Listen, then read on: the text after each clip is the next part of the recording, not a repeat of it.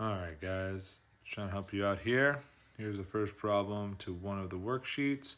Multiplying fractions with a whole number. If you guys remember, the first thing you got to do is you got to put the whole number over 1. If you remember, when you multiply fractions, you multiply a cross, so you end up with 8 over 2.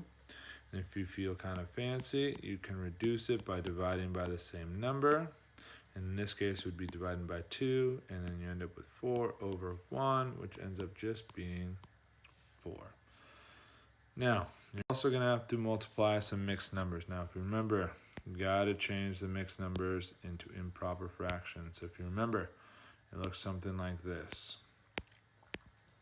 You take this number, and you multiply it by this number, so you end up with 9. And then here you add here and you end up with 11. You keep the same denominator.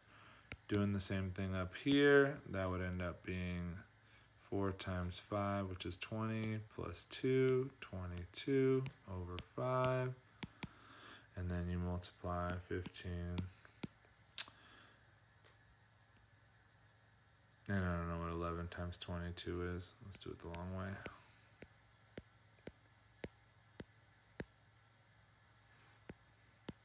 That's cool. 242. And that's how you would then multiply mixed numbers together. Hopefully this helps you out. If you have any questions, ask me in our Google Classroom. Otherwise, hopefully this is enough.